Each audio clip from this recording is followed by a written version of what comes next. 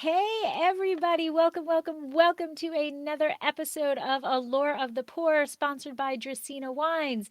I am your host, Lori. I am a WSET Level 2 graduate, UC Davis winemaking graduate, champagne specialist, Cote de Rose specialist, and I'm probably forgetting something, but I don't know. All that really matters is that you drink and you enjoy it. And today I am very honored to have a very special guest, Natalie MacLean from up north. So, welcome, Natalie. How are you? It's great to be here, Lori. I'm sure it's a lot warmer where you are, but wine will keep us warm. Wine will keep us warm. And sadly enough, we just got an Amazon alert that we are going into a freeze warning for the next Ooh, 3 days.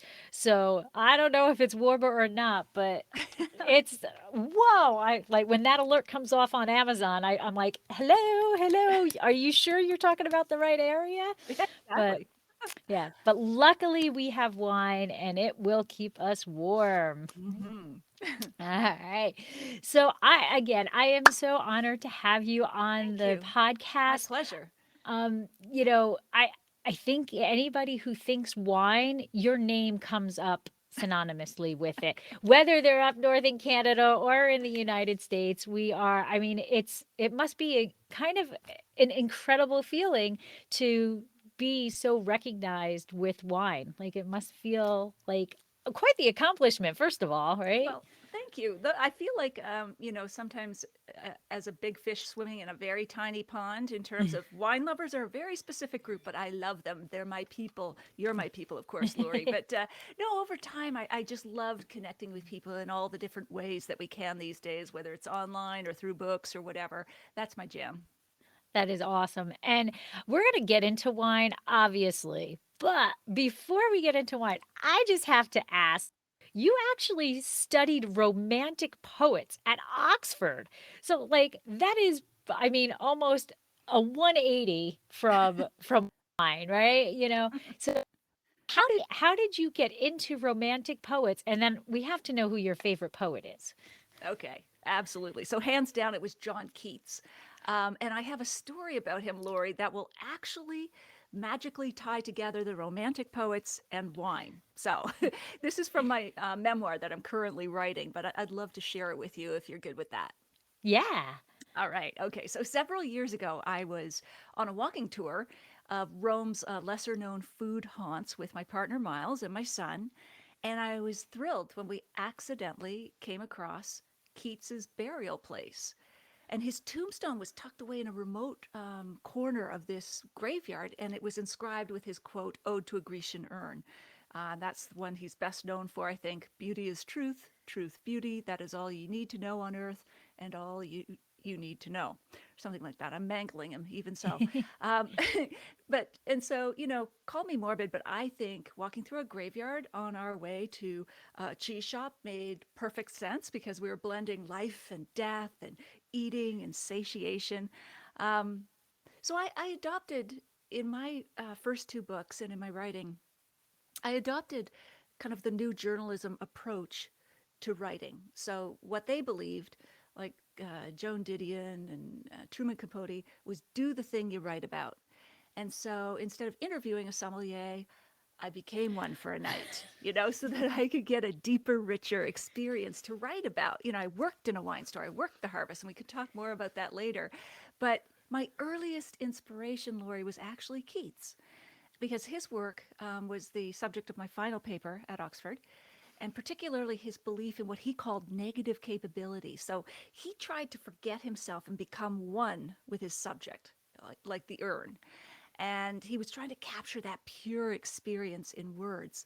So truth for him was the urn's beauty itself, not some cold, distant, objective analysis of the urn. And so I really resonated with that. Like when I talk about my love of wine, it's not an analysis of it. I really want to lose myself in my subject and capture that feeling that wine gives us into words, and yet not reduce it down to fruit salad and a number. So, so I'll wrap this long-winded story up. The heartbreaker was that Keats didn't want his name on his tombstone. He felt that he had contributed nothing to the world before he died at just 25 years old from tuberculosis, TB. And also on his tombstone, he wrote, "Here lies one whose name was writ in water." And it was really melancholy sentiment because he thought everyone would forget about him. And that inspired me to draft my own tombstone inscription, Laurie. "Here lies one in time whose name shall be consumed with wine." So, several decades later, Keats' good friend Joseph Severin died, and he arranged for his tombstone to be placed next to Keats to indicate that the nameless tombstone beside him belonged to the immortal English poet, ensuring that future generations would know Keats's burial place.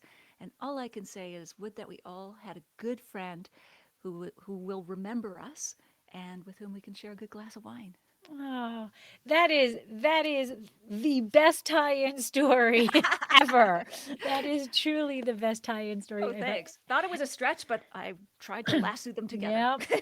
And by the way, going through cemeteries is actually one of my favorite things to do Is it? whenever we go away to Europe, or mostly Europe, because they're just more beautiful there. There's something beautiful about them. But there's some areas here in the United States that just have, the older cemeteries. And do you know there's a term for cemetery lover? Is Without being there? a weird, Go it is ahead. a tapophile. A And tapophile. and Wow, it's this what's somebody. the origin? Yeah, go ahead. I don't know what the origin is. I found that out when we went to Scotland, Oh, and we were, there's the beautiful cemeteries there, and we were going through them all, and we travel all over. We were in Rome. We were going through the cemeteries, looking for the famous people, and just walking through them because there's something peaceful about them, there is. and really they're beautiful. They're elegant, they're beautiful, and to you think about what these people's lives were like. So it's kind of like a Yes. reflection on, even though I don't know who you are, I'm appreciating you as a person because I'm taking time to look at your stone, and Absolutely. And there's yeah. another new term that you might like, hobbyists who go and visit graveyards. It's called graving. And there's a whole tourism Oh, industry getting built up around graving. So we're off to a morbid start here, but I think it's a perfect well, combination with wine because there's something immortal about wine. There's something you always remember where you were with a memorable bottle. absolutely. And I just love, like I visited Evita's tombstone when I went to Buenos Aires to write about Argentine wine. And Wow. yeah, I loved it. And there were very vicious cats surround, hungry cats surrounding her tombstone. You couldn't get too close, but I visited graveyards even when I was on assignment for something completely different and didn't write about it. But I love seeing it's a little heartbreaking, but sometimes the tiny tombstones of children and they're right Mhm. beside their families and there's a story there. Yeah. Yeah, it's amazing. Yep. Absolutely. Absolutely. I agree. I agree. And I don't know, some of my friends are like, that's a little strange. You go to cemeteries, and I'm like, just try it. It Yeah. really is an amazing feeling. I think you get to get a sense of those people who were there, and doing, trying to sense how they were and what they're, and you're right, the families are all around it, Yeah. but And yeah. it's a reminder of our own mortality. I don't think it's morbid at all. It's like carpe diem, seize the Yeah. day. You're on top of the ground now, but soon you'll join us. And so, Absolutely like, right. live life. Life's too Yeah. short for a bad bottle of wine, etc. Yeah. Exactly, exactly. And that is so true, right? And that goes to my saying of, I will never tell you what to drink, but I'll always share what's in my glass, right? If you Yes. like the wine, drink it. And if it's in Amen. my glass, it will be in your glass too if you want it. That's a great approach, Lori. So again, I was blown away. I say all the time that I'm like the little Googler, and I'm like, stalking the person when I go to interview them. But I find out these cool things that I'm like, okay, we have to talk about this. Highland dancing. Mm. Oh my God, I absolutely love it. So, there bagpipes and me, like, it's such an amazing sound. It goosebumps, everything. Yeah. So how did you get into that? Well, you say bagpipes. That brings back another story for me.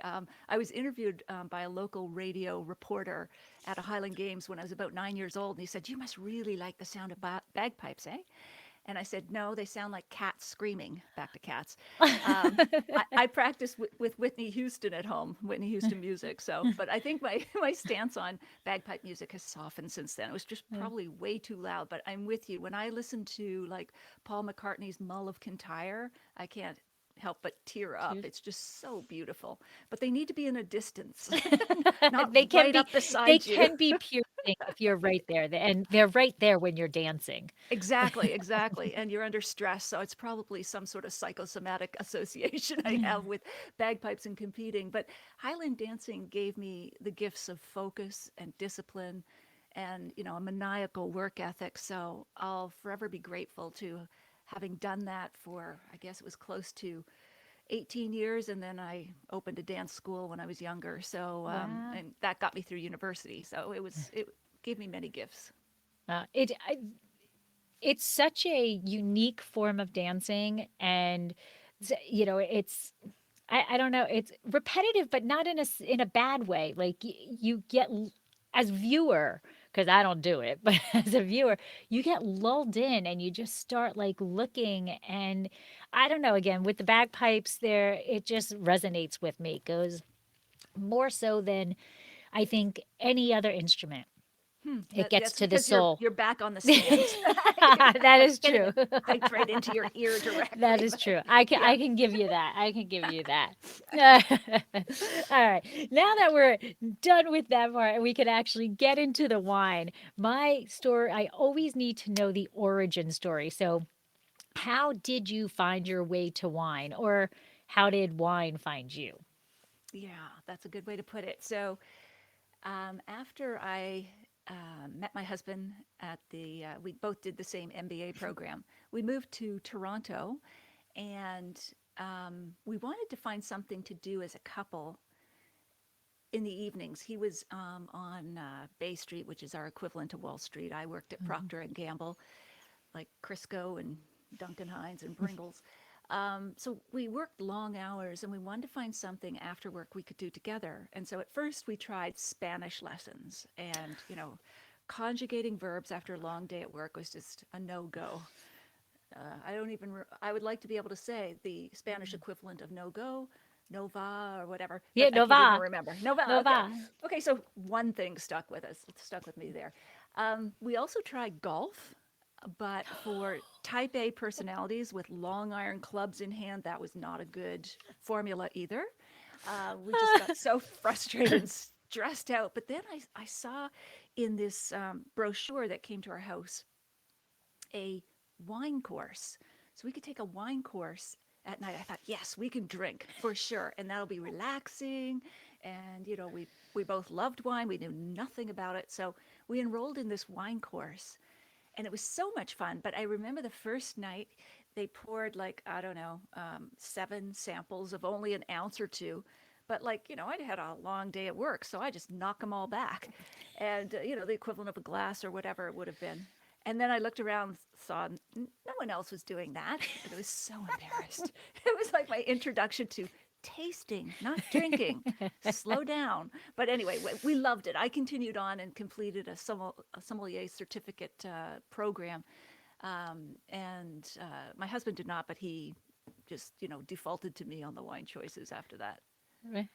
That's fantastic. And I think that's so what brings a lot of couples together is Mm-hmm. drinking, over wine or whiskey or whatever it is. It's because you're sitting down and it's something that you're sharing between you that is Yes. exactly the same. Yes. But And it slows you it's n- down. Yeah. it slows you down. It gives you something to talk about. And even though it's the same exact wine that's in your glass, you have different perspectives and Exactly. of what it is. And it's not I say blue and you say orange, so we're going to argue over it. It's like, it's like, oh really, I think Yeah. it's more of this field. Or I think it's red fruit, it's a strawberry. No, I think it's a cherry. Okay, we can agree with that. Exactly. And then you can get into food pairings or whatever, or memorable bottles from where you traveled, because Oh, those come back to me immediately because, as you know, smell and taste are directly tied to yes. memory and emotion. And so I will remember the first time we had, a certain bottle. And it seems weird sometimes that comes back immediately, but I don't think so. With the way our brains are wired, for me, it's easy to remember exactly the first time I had certain wines. Right, absolutely. And we have a little display, if you can call it that, of those memorable wines, the bottles, and when you look at that bottle, it brings back that memory of Yes. instantaneous, right? Exactly. You remember where you were, the context. I remember what we were wearing, the food we were eating, where we were sitting, say in a restaurant. Anyway, it Right. just all So unfolds. that actually leads right into my next question is give a story of one of your most memorable wines and why it was so memorable. What about it? Sure, sure. This is a memory from my first book, Red, White, and Drunk All Over. So I had the privilege of visiting the champagne house Louis Roederer, and they make Cristal, which is beautiful, beautiful, top-notch champagne. So I remember sitting in this elegant drawing room, and there was burgundy brocade, like burgundy velvet drapes and brocade ropes and all the rest of it. And I stared really thirstily at the bottle of 1995 Cristal that my host Well, was opening. And she said, "I'm so glad you came to visit because we don't get to drink Cristal very often because Cristal is on allocation. Every bottle is sold before it's shipped, and it's kind of a favorite bubbly dating back to like the Emperor Alexander, the Tsar of Russia in 1837, to rap stars like Jay Z, who's mentioned it in some of his songs. So it has a long history and it's very coveted. Um, but I think like the way we enjoyed it, champagne is the drink of celebration, weddings, birthdays, and so on. But it's also, for me, a very intimate ritual that can transport you to a very, very private world. And I just loved it. I felt that way as we were sipping on our Cristal.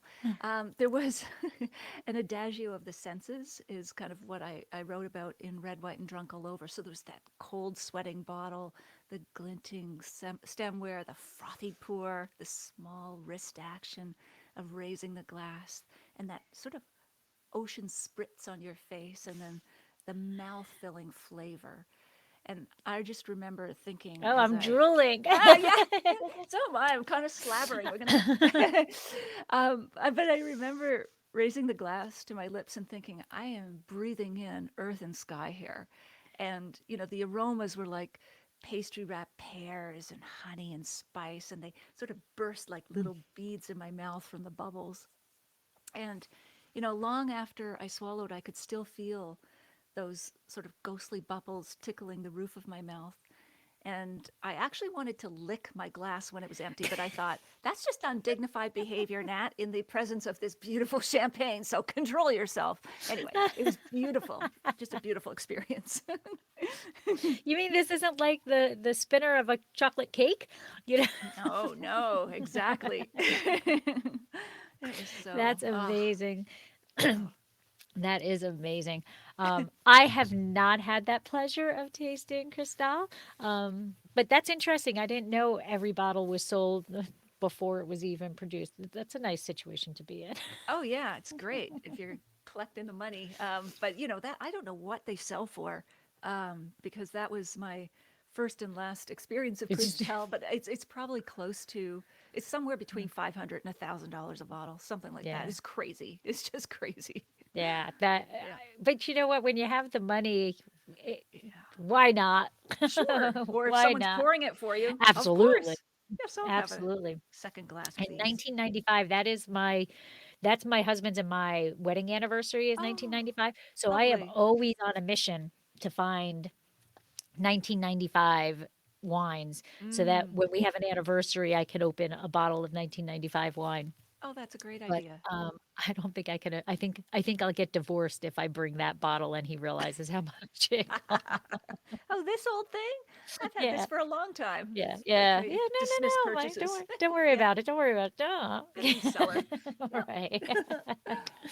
So, earlier you had said that you follow in, like, Keats's theory of be as opposed to observe. Alright, so you are actually an accredited sommelier, a wine writer, a wine speaker, a judge. You do this podcast.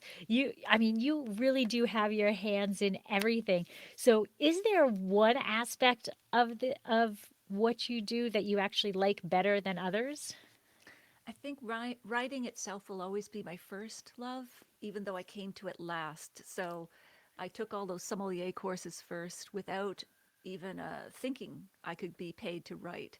It was a confidence thing. So I was in Yeah. marketing and, I loved writing customer success stories, but I never thought, hey, you love this part of your job so much. Why not try to make it a full time thing? And, so I hosted wine tastings after I got more confidence. But eventually I got there. I was on maternity leave, and I pitched a local magazine about wine on the internet when that was actually a story angle, and that led me to other columns and articles and gave me the confidence to say, "Hey, I can do this full time." But now the books I read and the courses I take, they're all focused on the craft of writing. Oh, okay. Yeah. Yeah. I know what you feel about the confidence. I'm type B, as type B can be. So, and I'm a Sagittarius, so like I am meant to be in the spotlight. Like that is where I enjoy being. But it's a difficult thing to pitch an article. Like I am just getting into the freelance thing. And it's kind of disheartening, you have this idea, you pitch it, and then crickets. You hear nothing, Yes.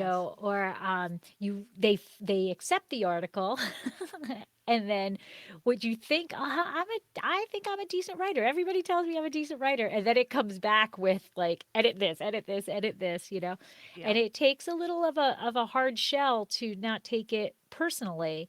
But I understand that I am just getting into that freelance and knowing how to, which I don't know yet, but knowing how to pitch and get the articles to the magazines that I want them or that I think they should be in or whatever. So Absolutely. It is an ego shrinking profession to try to write and to keep pitching. And no one sees how many times you go up to bat and you're just rejected or crickets or whatever. right. But I mean, I guess it's just the same sort of pathological optimism that some winemakers have. You just keep I was going and going Yep. and going and trying and pitching and pitching. Yeah. And it's Yeah. funny because on that realm, I'm quite okay with that. Like I get everybody's not going to love our wine. When you go to pour their bottle, it's always exciting to see their faces. you know and if we're out at a restaurant and somebody has our wine, forget it. Like I will still be, if I'm alive at 100 years old and I'm still making wine, if somebody's drinking my wine out, I will be, ecstatic. But you pour the wine, not everybody's going to buy that wine that you Yes, make. And it's true. it is, you go to a restaurant and they're like, nah, it's just not for our wine list. Okay, it's okay. So I have a thick skin for that. I just got to move that over to the writing aspect now. Exactly. It's Yeah, it's a challenge. When writing is so much a part of us, like Mm. it comes from inside, just like dance does. I find they're very similar when you're trying to express yourself in a different way than just talking directly on the page or on the dance floor, but it's very personal. Yeah, Yeah. absolutely. Because you're really kind of pouring your soul into what you're writing, and it's a different form of blood, sweat, and tears. It is. It is. Absolutely, Absolutely. Lori. Yeah. All right. So, well, you obviously write very well because we won the world's best wine writer by the World Food Media Awards in Australia. So, first of all, super kudos. Thank you. All right. Congratulations. But like, tell us about that experience. Like, how did you like enter? Were you like, I guess I'll enter? What do you like? Work us through that and then finding out that you won this incredible award.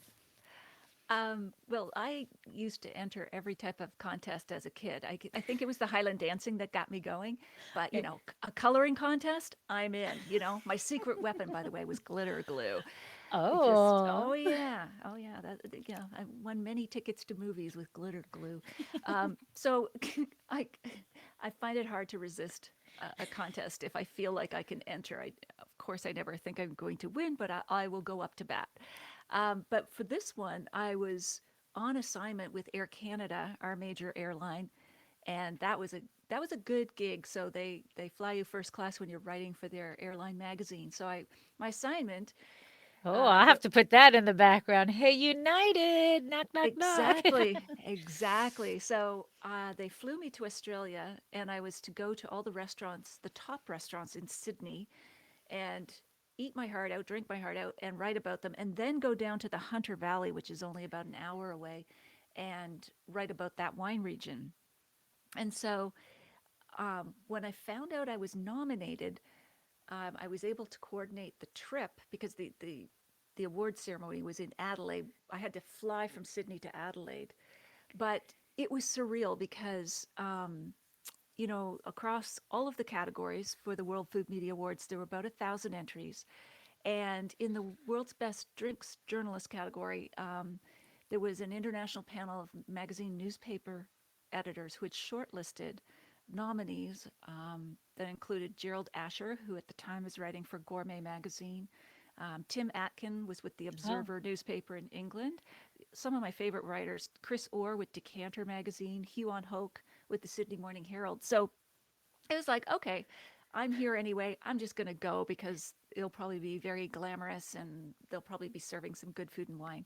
So, so that night, when they announced my name, I was sitting beside a food journalist, Lucy Waverman, and I literally asked her, "Did they say my name?"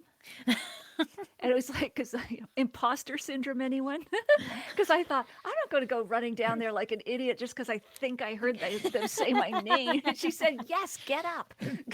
So, anyway, yeah, that just gave me so much confidence because at that point, I had only been writing about wine for about 3 years. So, that gave me the confidence to enter like the James Beard and so on. And the point I think of some of these writing competitions is, I mean, it's a nice ego boost, but I think like the Highland dancing competitions, it's yet another motivator for me to continue to refine my craft of writing. So there's just the joy of writing, and that's the internal motivator. But these external motivators they help too. So at least that's the way I look at them. that's incredible. That's so funny. I could envision you. Wait, wait, no. Did they really just say my name? Really? She's No, no, pushing no, me. It's like, no, no, stop no, it. no, Get up. no, no, no. They Yeah. couldn't have. No. I know. It's like, yeah. That is Anyway. that is awesome.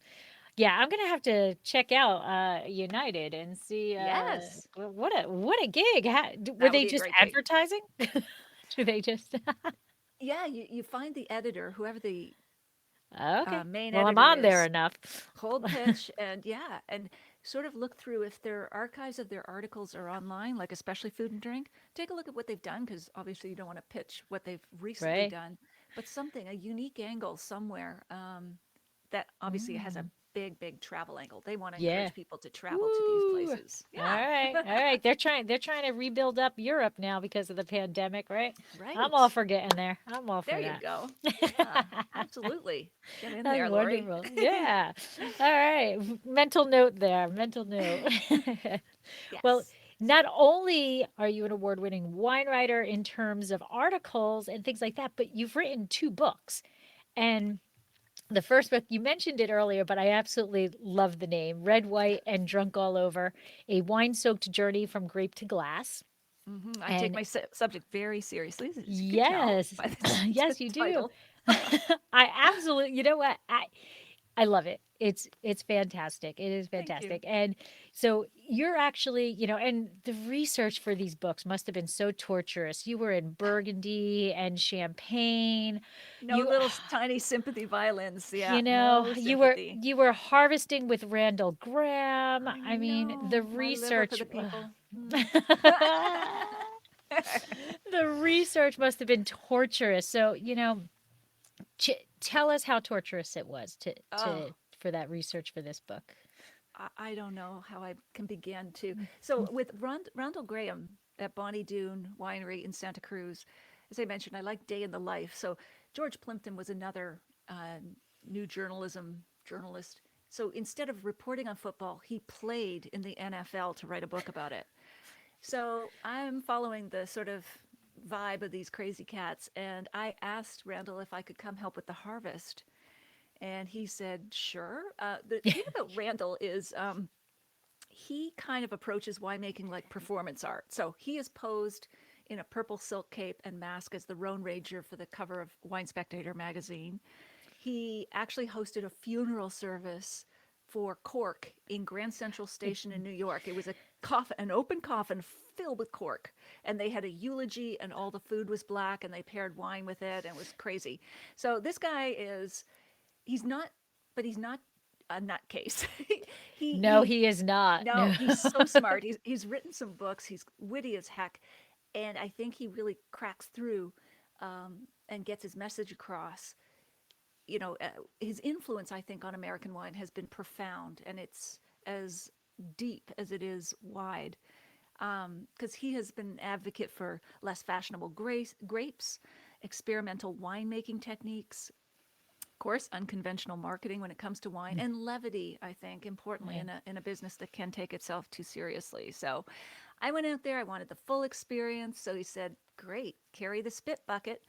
And so we did the tank samples, and then he got me hauling hoses. And later Oh, that day, we were visiting vineyards. I mean, it was like a 9 or 10 hour day. I spent a few days there with him, and I was picking grapes, and the sun was just baking, but it was giving me a sense, a little bit more of an internal sense of what it's like through the harvest and what makes for good wine. Like, when are the grapes right? How do you taste that? And so all of these things came out in that experience, even though it was a bit zany as well. yeah.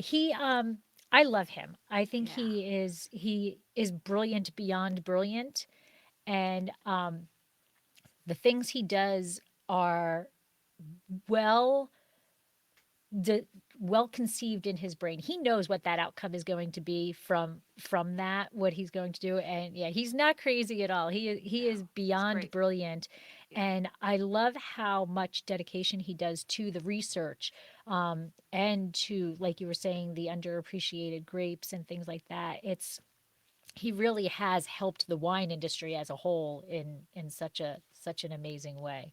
he has. Yeah. And the research must have been not too bad because the book was chosen the best wine literature book. So another award for you. So how to like you just keep racking them up. Do you have a room of all these awards? No, they're No. all in a box somewhere downstairs. It's like we moved. It's like I am not putting these things up again. It's just like it's a lot of them. Anyway, no, but it's yeah, it's gratifying. But again, it's the other thing too that competition can do is spread the word. So when publishing a book these days is a slog. I'll tell you, like, not looking for pity. The research is fun, but actually trying to sell a book is very difficult. Like, publishers don't have a marketing budget anymore. Book tours are a thing of the past. They either don't have the budget or COVID did away with that. So I'm in the process of writing my third book, which is a memoir, quite different from the first two. Okay. And these awards can help spread the word about a book, just like the Oscars do about movies. They Right. get a spike in sales or ticket box office. They're very useful as marketing tools as well these days. And the whole publishing thing I get, like I think books sadly have fallen by the wayside of I don't know how it is in Canada, but in America it seems, first of all, it went to Kindle, which I don't even, or, to I call everything a Kindle, even though it's not really a Kindle. Um, I don't know. I've got to ask you, as an author, how do you feel about that? Like, uh, paper in your hand versus the electronic. Do you have a preference since you are the author? Well, I love paper books. I almost used to think of ebooks, whether they're on tablets or Kindles or wherever, are not real books. But and how do you sign a Kindle? Book signings like really don't work well. Let me get a marker on your device there. Yeah. But the format that I increasingly love best, Lori, are audiobooks because of course you and I are audio people. We have podcasts. So I just the format that gets me most excited, especially for this upcoming memoir, is audio because I think it's such an intimate medium with the voice. And, we co create the theater of the mind, where Right. as we read. And I don't know, I think there's something there that goes back to childhood and being read stories by your parents that evokes that sort of closeness and that coziness. So, yeah, with And this you one, do I'm, your own yeah, readings, right? yes, Your audiobooks are your own readings. See, yes, I stalk well, don't I? you do. You're scary good. I Right? applaud your So stalking. that is like that's got to be difficult. I think about I very rarely do a podcast where it's me talking only. I prefer talking to people. I do too. But those rare podcasts where I'm just reading reading my script. First of all, I go off my own script. I'm the one who writes it and I go off script half the time. It's But it good. takes me 10 times as long to do that podcast, even though it's much shorter than an interview podcast because I mean, you're the one who wrote it, you know what you wrote, but your brain starts going off and your memories start coming back, right? And It's then true. yeah, it must be I don't know, it must be interesting to do an audiobook and then hearing that's another thing, you have to get used to your own voice when you have a podcast, Yes, right? that's true. That's true. I, yeah, the audiobook it is a grueling process because it's an average book of say 300 pages is probably anywhere from 5 to 8 finished hours, but that's you're going to double or triple that in Triple. terms of recording it. Yeah, it is Wow. lots of editing and all the rest of it. So it's just like I would just get my mouth would get sore by the end. We do like 3 hours at a time, and I just get totally dried up, and I go for a nap in the afternoon. It's like, oh my god, Understandably. yeah, Understandably. And now your second book, again, you're taking it so seriously. Unquenchable, a tipsy quest for the world's best bargain wines. So that is very important because not everybody can enjoy that Cristal. So exactly, exactly, yeah, and really, Lori, I'm a wine cheapskate at heart, so you know, the best wine is the one somebody else bought for you. So, but I think there's a thrill of the hunt when you can find a wine that tastes twice as much as it cost. Like, anybody can splash down a lot of money. Well, some people can for whatever, Cristal or whatever you're drinking. But to me, it's like the thrill of the hunt. Like if you go to a discount warehouse outlet store and you find a Versace jacket that's 10% of its original cost. It's like, there's a story there. I found this jacket, it fit, and I only paid 10%.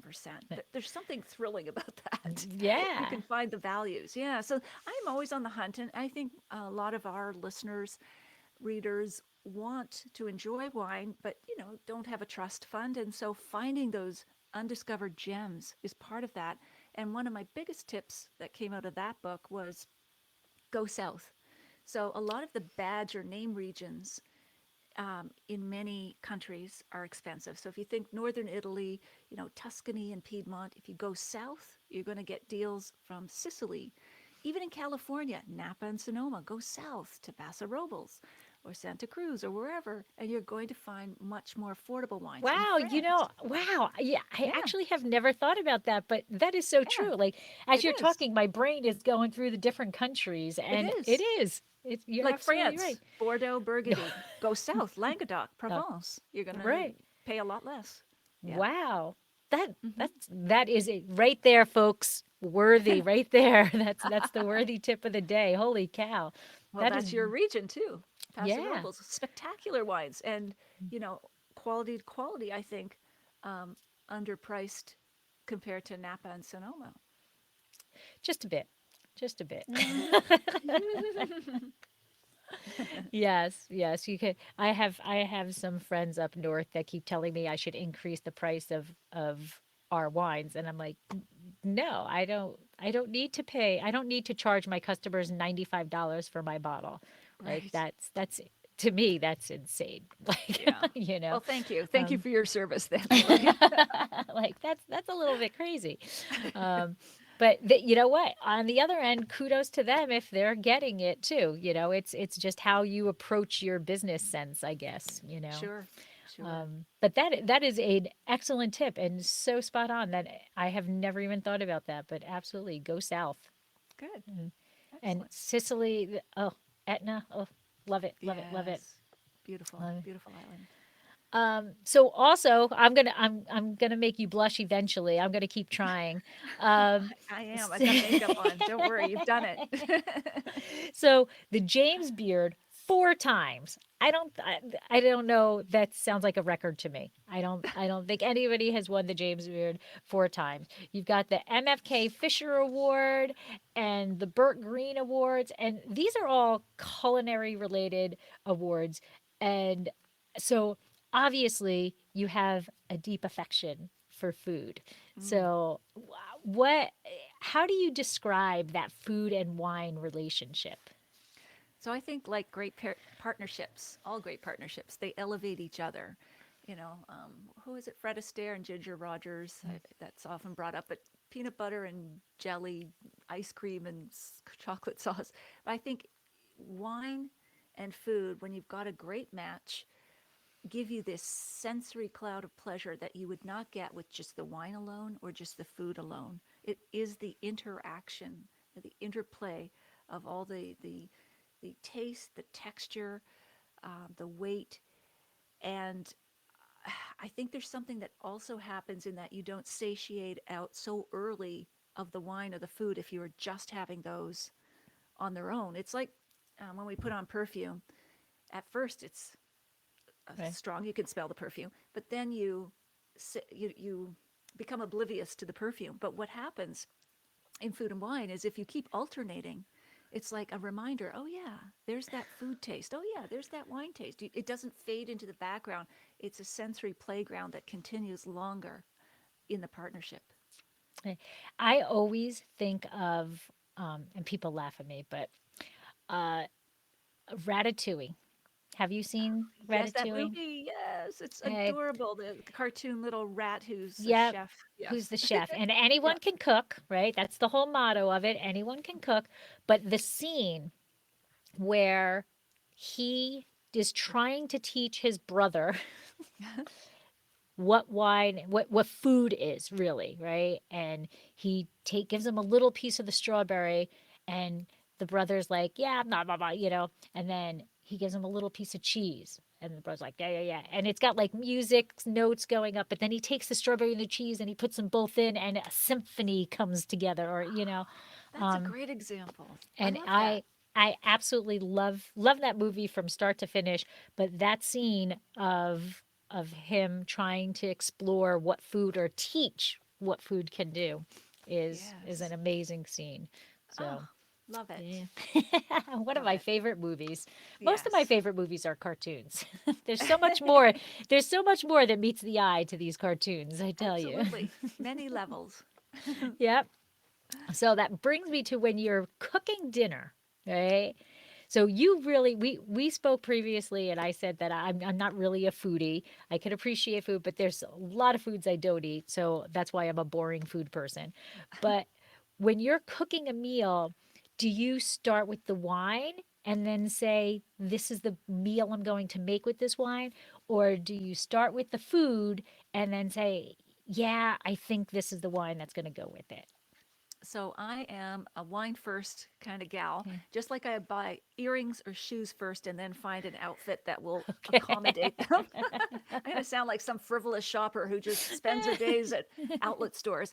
But fortunately, my partner Miles, he is a great cook. I don't cook, I pull corks. And he's very adaptable in many aspects of our relationship. So I will pull out a wine, say, what can you make that will go with this? And yeah, he's very good at doing that. So Yeah, wine Nice first. too. Wine first. All right. Okay. And it that is a skill, I think. These chefs that can, they're doing a wine tasting dinner and they're tasting the wine and they just create quite the thing. And we know that there's those basic rules of what goes with what, and things like that. But the way they can explore it's a skill. It's a skill. It So is. kudos to It definitely Miles. is. Tell Miles, good Yes, job. I will. So, what is your favorite pairing? Well, Pinot Noir with more Pinot Noir, but Pinot with veal or any dish that doesn't overwhelm the Pinot Okay. because it really is the star of the meal for me and it's my go-to wine. Okay. So yeah, I would say like, and I do love, cool climate California Pinots. Of course, we have lots of great Pinots here in Canada, and Burgundy if somebody else is buying, of course. Oh, there. Yep. There you go. Yep. So, I have a little funny story of Pinot. Um, when we first started getting into wine, and we would go visit Napa, Sonoma, and the Carneros and things like that, and we would taste Pinot. And every single time I tasted Pinot, I'm like, oh, I don't like this. There's something wrong. Like not wrong, wrong, but like to my palate, there's something wrong with it. No, I don't Sure. like this wine. And tasting it, and my husband likes Pinot, and he would like try to sneak one in and go, and I'm like, no, no, no, I don't like it. Like even like tasting it, I didn't know I was tasting Pinot. I'm like, no, no, no, I don't like it. There's something weird. That's all I kept saying. Weird, weird, weird.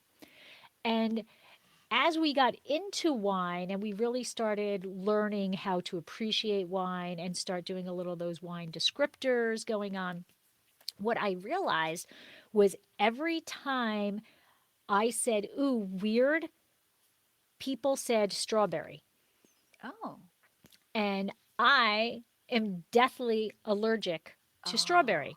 Okay. So now, just for people who are listening, strawberries are not in wine unless you're Right. drinking strawberry wine. Okay. Sure. But there is the flavor of strawberry. But because I'm deathly allergic to strawberry, my brain didn't know what that was. It like I Yes.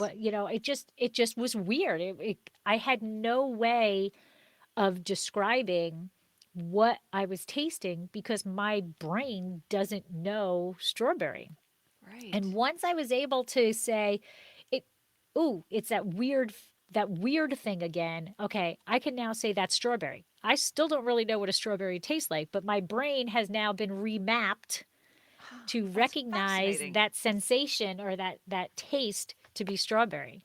And Oh, now I wow. love Pinot. Oh, I that's absolutely love great. Pinot. You can Um, reassure your brain you're not going to die of Yeah, apoplectic shock or yeah, it just whatever. Yeah. it just was I don't know what it is. So every time I Right. tasted it, all I could say is no, it's a weird taste. I don't know, and it's Right. just and the scientist in me, my brain was remapped to learn. It Huh. was a different way of learning what a strawberry was because my palate doesn't know what a strawberry is because Yeah. if I taste it, I don't remember what I taste because I'm too busy shooting myself up with something. That's Um, fascinating. yeah, Great and story. that's Yeah. that's why today when people tell me, "Well, how do you know what this tastes like, what this tastes like?" One of my favorite things to tell them to do is to because I'm cheap. All right, you can go to a Whole Foods or a Trader Joe's and go buy all those funky little fruits that are out there and taste what they all taste like so that your palate learns what it is. But that's probably going to add up to quite a bit. But Hmm. I always tell them go to Jelly Belly and Oh. go pick out jelly beans of all the different flavors that Jelly Belly Ah, has and cool. then taste the jelly bean and that will tell you what because I mean that's the flavor, right? That's So, true. And even though the jelly beans are sweet, if you are eating them right. and then breathing out the retronasal, right, you'll get that aroma Mhm. sense of apart from the sugar of whether Right. it's, hot pepper or whatever it is. Yeah. Yeah. That's a great Yeah. idea. Yeah. Yeah. But that's my Pinot story. And I it love does it. confuse some people. So I always preface it, no, there's no strawberries in there. I Yeah. was not having an allergic reaction. It's just your brain. And being the scientist that I am, that always is an incredible thing, and it teaches you, you can remap your brain. You can, right? Can always Yeah. teach a dog, old dog new tricks. Or to drink Pinot Noir. Yes, absolutely, But you're absolutely. right. Like, and you're the scientist, you know better. But like Pinot will have molecular structures that mimic the molecular structure in strawberries. Mhm. So it doesn't. It's not strawberry, but it's going to smell or taste like strawberry. And you're obviously your brain was picking that up, going warning, danger, danger. Yeah, just I don't know Yeah, what it is. It yeah, just that was the only word I can say. No, there's something weird in this, you know. And people at the very beginning, people were thinking I was saying it was corked. Like, hmm. no, no, it's just weird. But Huh. listening to other people taste, which is another great, I think, another great tip for people who are learning wine.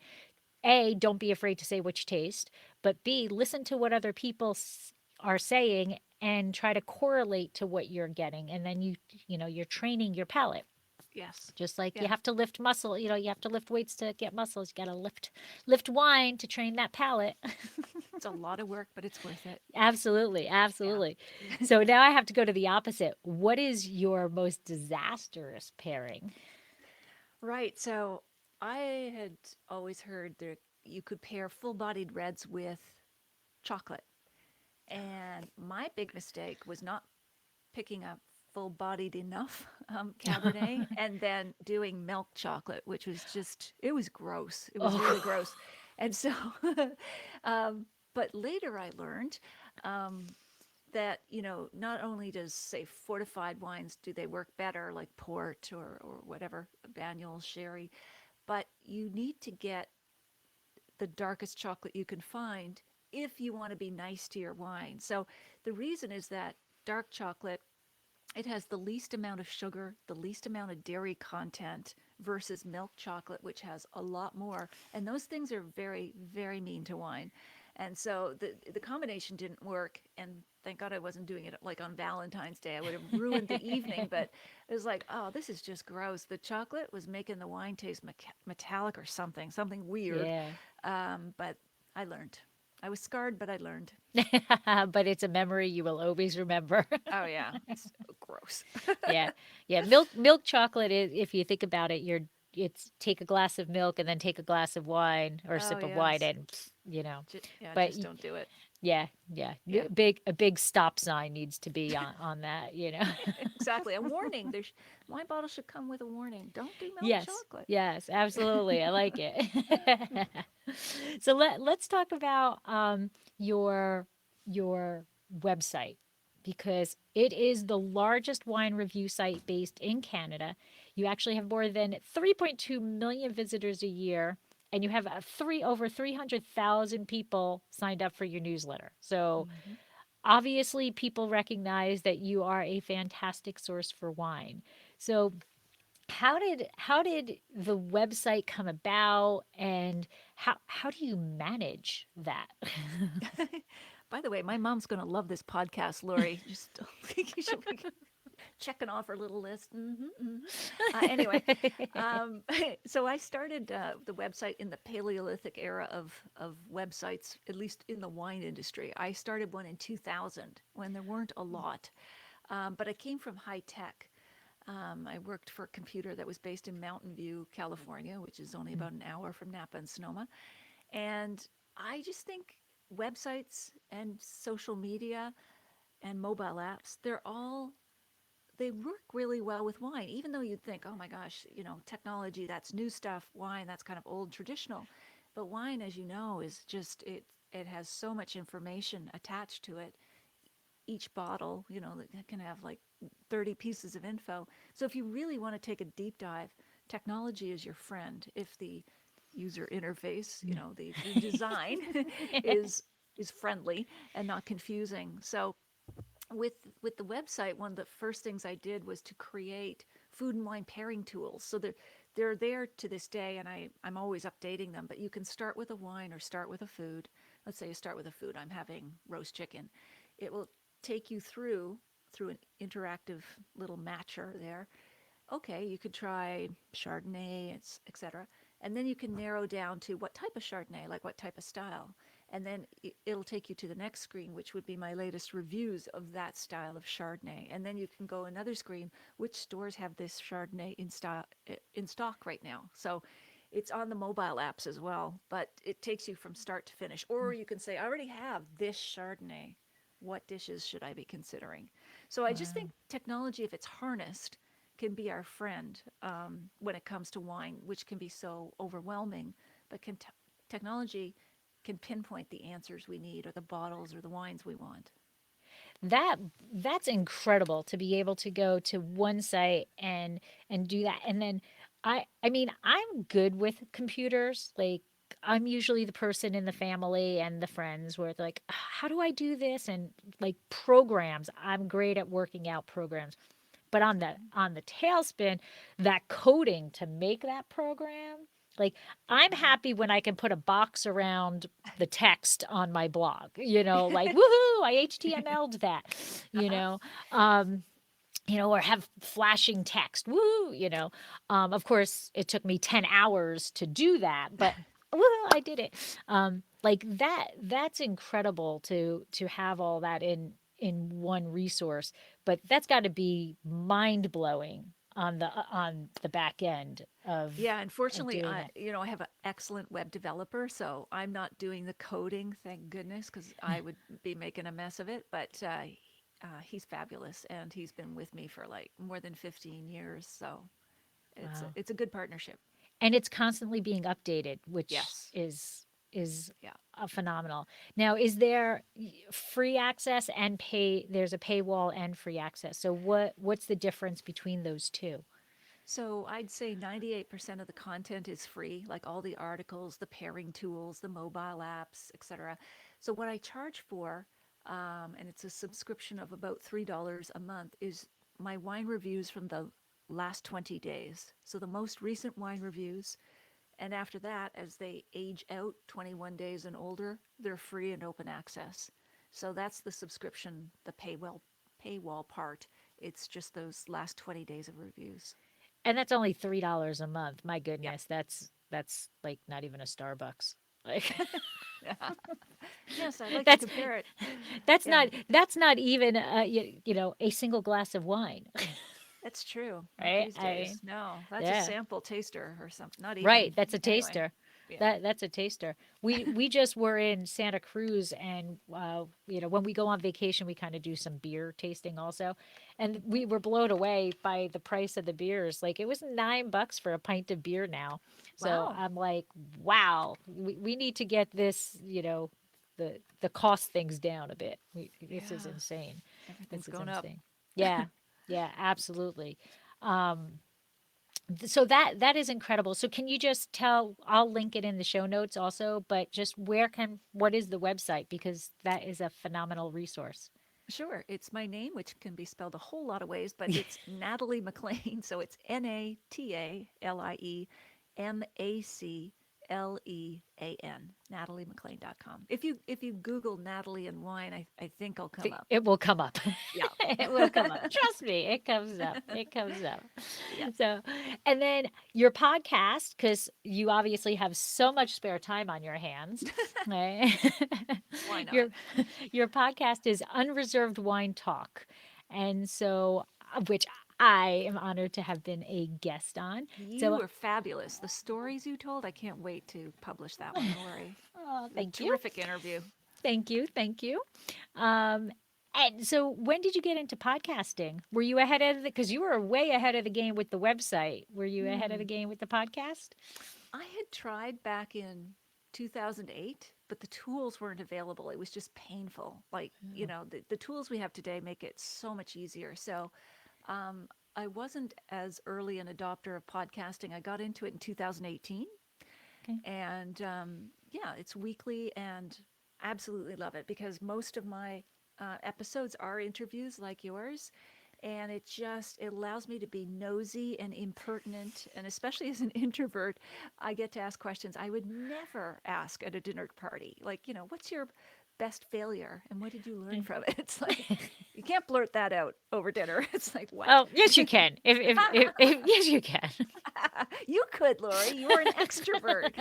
Me, I just sit there quietly during dinner and hope somebody asks me a question.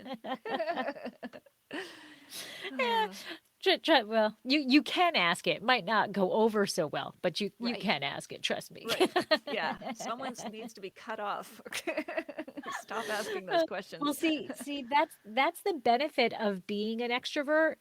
When you're an extrovert, nobody knows when you've had too much because you're Right. just always that way. So It's there's really true. no difference. Yeah, they know when I've woken up. It's like, oh, okay, she's back. Anyway, All right.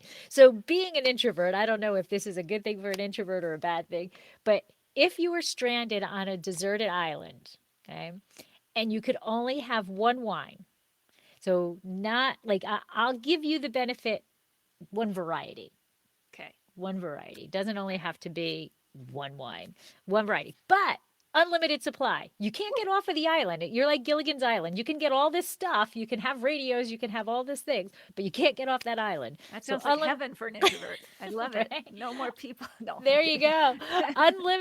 Unlimited wine variety. What variety would it be? That is so easy. Domaine Romani Conti from Burgundy, which is a Pinot Noir. Oh, And yeah, it's pricey, but since there's an oh, unlimited supply and budget, there you that's go. awesome. I'm good to go. I'll All see you right. in 20 years. Yep.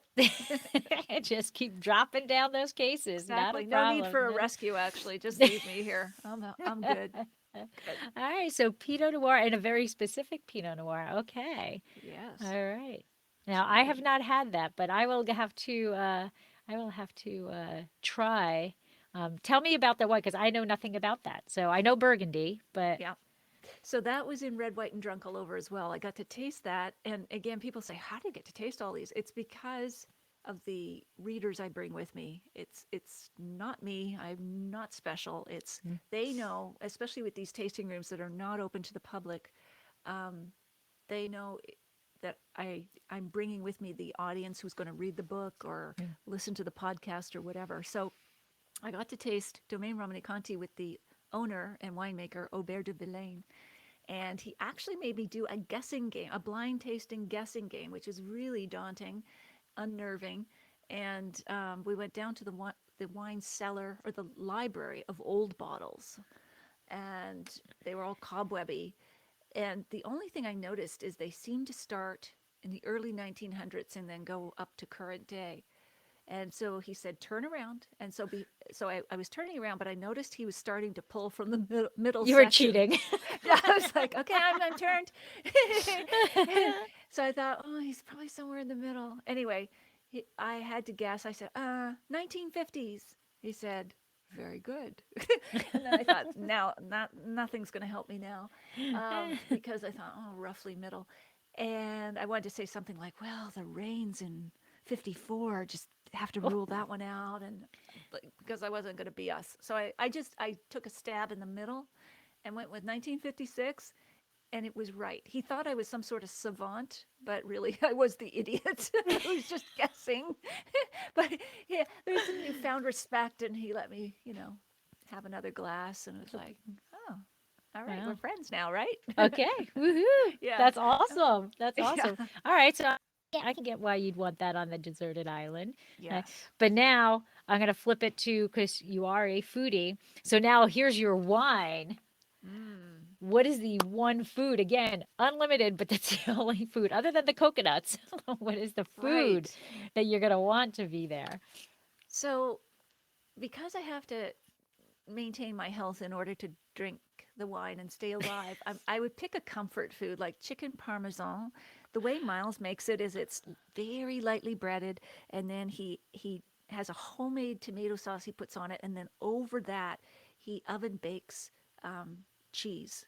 And it is the most glorious thing. I love it, and it's not too unhealthy. And he always asks, "What do you want for dinner?" with a smile on his face because he knows chicken parm, Um, please. I love my it. husband's answer to that is pizza. Oh yeah, that's Always another good pizza. comfort food. Always Yeah. pizza. Mhm. Can't go All wrong with right, so those. Pinot Noir and chicken parm. Yep. Okay. All right.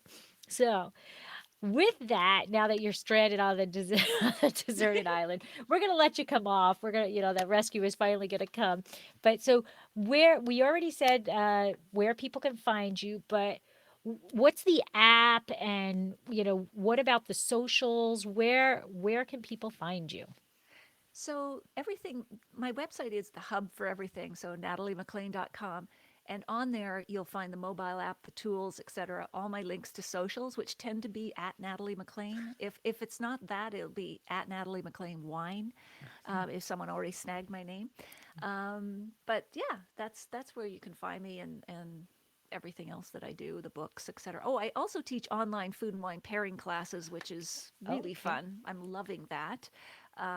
How does So that work? I've seen these before. How does that work? Are you sending out a list of what to buy? yes, So, yeah, yeah, okay. yeah. I'm not texting them the wine or anything like that, but I have students from all over the world, lots from the U.S., Canada, of course, but Australia, Brazil, the Netherlands, and we all gather, and it's so much fun because we're the real focus is on food and wine pairing, which I find is accessible to everyone. So both novices will take the course, but also even those who have a lot of certifications and professional, like sommeliers, are in there too, because a lot of the professional designations don't dive into food and wine pairing as much as I do in my courses. So welcome everybody who wants to join our happy little gang.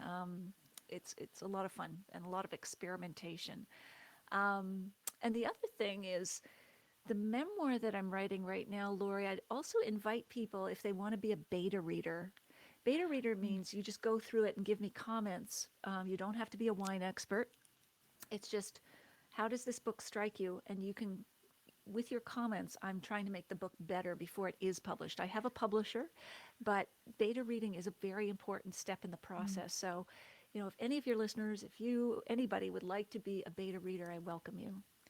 I have a friend from college who is an author, and he started right. He's like, I'm just going to write this book, one book, and he's about 12 books in, and amazing writer. Like he found this skill that he just didn't know he had. He unleashed this author in him, and Wow. his stories are incredible. And his very first book, I was a beta reader for it, and it's really It's an interesting thing. So if anybody wants to do it, give it a try. It's kind of cool, because Yes, like there were things I was like. I don't understand how she got from here to here, like exactly. things like that. Because in his brain, it made a lot of sense. So he's Yeah, looking for, the authors are looking for people who aren't inside their brain to hear the story. So precisely. It's definitely. yeah, that's it. So again, you don't have to be an editor or a writer or a wine expert. You don't have to be an expert just to Yeah, love books, wine right. and words, and but people will catch things. It's like, oh, you just slipped into the past tense. It doesn't even have to be that technical, as you say, Yeah. like a timeline that doesn't make sense, or you've introduced a character and you didn't give a first name or something like weird Right. stuff, right? Yeah. And that is so helpful. So again, if anybody wants to is interested, you can just email me Natalie at Okay. nataliemaclean.com. You're very good at the marketing aspect. Just keep everything the same. Natalie MacLean. Trying. I Right? wish I had had a simpler name like Pat Smith or something, but Then you it is probably what it couldn't is. have patsmith.com because there would That's be so true. That would many, have been way too hard, or I you would have had know. to pay a lot of money for Pat Smith. Right, Yeah. absolutely, absolutely. That was one of the first things I learned when I was doing the marketing, learning about marketing for the winery is be consistent. So it's Dracaena wines across the board. Everything's Dracaena wines. And when a Yes. new thing comes out, like TikTok, I don't do TikTok, but I went in and took Dracaena wines, That's good. and Yes. so whenever the new things come out, go in and snag your name so that somebody else doesn't. So Exactly. Exactly. that is Good awesome. advice. Yes. All right. So when I was on your podcast, you had the hot seat questions, the quick Hmm. round. So I am resurrecting my game of opposites just for you. Oh, thank you. I think. Just for you. So um, it is very simple. There is no right or wrong answer, and it is super, super fast. Okay. No right or wrong answer. All it is I'm going to give you two words that are opposites, Okay. and one of them hopefully resonates with you, and you just say which one resonates with you. Cool. So it is not, there's no right or wrong. That's all I can say. Like a And resort. What is it? Resource. I can never say it. That those images. Resort. oh, yeah, yeah, Whatever it is. the Yeah. black And ink what do you things. see? Yeah. What do you Brochure. see? Yeah. Nice. Yeah. Yeah. Okay. So Cool. my wonderful ending comes from a Friends episode where Love it. Phoebe is trying to get Joey, or Joey is traveling cross country and he doesn't know whether to go the north route or the south route. So this was what she did to get him to decide which way to go. So big research on my end to figure I this out. love it. Very scientific. Yeah. Yes. So we're going to start off with non-wine related terms, Okay. and then we'll kind of get into wine related terms. Okay. Awesome. All Yeah. right. So here we go. Night or day. Day. Okay. Sunset or sunrise. Sunrise. Black or white. Black. Walk or run. Walk. Food or drink. Drink. Drink. Drink. Yeah. Old world or new world. Oh, old world, I guess. Sweet or dry. Dry. Red or white. Red. Bubbles or still. Still. Oak or stainless. Stainless. Drink now or drink later. Oh, drink now. Right away. Before I even get in the door. Yeah, exactly. Decant on doorstep. There you go. Blend or varietal. Oh, varietal. I guess because Pinot. Anyway, Vintage or non-vintage. vintage. Cork or screw cap. Cork. Napa or Sonoma. Ooh, Sonoma. Commercial or indigenous. Indigenous. Bordeaux or Rhone. Or Oh, Burgundy. oh, three. Oh no, Burgundy. Should I prioritize them? Yeah. Burgundy, then I Bordeaux. I Bordeaux. guess yes. Yeah, Bordeaux. Warm climate or cool climate. Cool. Cool climate. See, that's it. Oh wow, whoo! Eh? What a relief! My goodness, it Eh. felt like a quiz, a school quiz or a spelling bee. He was like, oh, what am I revealing here? It Anyway, is, so it is kind of similar to that. It is similar to like what you're revealing or whatever. But yeah, so interesting is usually the people who say day, yeah, usually always say sunrise. yes, You did say that. But then they also usually say white, and you did say yeah, black. So that was yeah. a little twist of what the other thing. And then Yeah, I like wearing black, especially on a wine tour. I call them my well buffet pants. So if I wear white, you're going to get spills yeah, on them no white. first, and then you're going Yeah. to look like a tub of lard for me. If you don't look wear black. Anyway, that's what I'm thinking of. That's where my brain went. I was like, oh no, Yeah. black pants for sure, Yeah. black shirt. White and wine clothing Yeah, yeah, definitely does not go. yeah. Um, and then usually if people say old world, they usually say drink later. And if they say new world, they Oh usually say yeah. drink now. Instant Um, gratification, but with burgundy. there, Yes, yeah. So that's it. No, other than I love that, I'm sure that. there's thanks. Thanks. You Yeah, can thank Phoebe or whoever wrote Phoebe's lines. yeah, no, I love it, and it's neat that you gave a little interpretation as well. That's Yeah. cool. Yeah, well, look, you can't take the science out of me. I always got to throw that science stuff in there. I love it. That's what makes you interesting, among Oh, many well, other things. thank you. Thank you. Yeah. Well, I want to thank you so much for joining me and taking time out of your day to share your story with me because it is an incredible story. Uh, And I thank you. absolutely love meeting people who are so into wine and so down to earth at the same Uh, time. And thank you. It was my pleasure to talk to you and interview you, and I really hope one day we get to meet in real life. Absolutely, Lori. This has been so much fun. We yacked away, and like my interview of you last week, and this one, it's just I know we would have so much fun if we could just get together and have Yes, a absolutely. glass or three. Thank Yeah, you so much. Thank absolutely, you for absolutely. interviewing. And borders are open again, so Yay! there's potential. But Absolutely. yeah. And honestly, I have, this is horrible. I have not been to Canada really. I've spent Uh, one weekend in Montreal as mm-hmm. a girls girls kind of getaway weekend, of Yeah. which we drove. So we spent more Wow. time on the road than I think than that. That was when we were in Jersey, so I drove Oh, up. okay. Yeah. And then the only other time I've been in Canada was a gambling trip to Windsor. Okay. So we Yeah. flew into Detroit and met my brother and sister in law, and then drove over to gamble. Oh, wow. And that was it. Wow. So I need to explore. And honestly, I don't even think I've had Canadian wine. Okay, now it's So real confession time. You would love it. Like either the Okanagan or Niagara are great starting places, but even Quebec, Eastern Townships, or Nova Scotia is beautiful. They all have great wine regions that I'm sure you'd love. Like lots of wineries that have restaurants, beautiful scenery. I mean, it's lovely places to visit. yeah. Well, I have to get on United. And hey, United, here we Yes, go. that's You right. hear it. You hear it. Natalie is Exactly. telling me I need to come there. So United, I need to, you need to get me there. Let's go.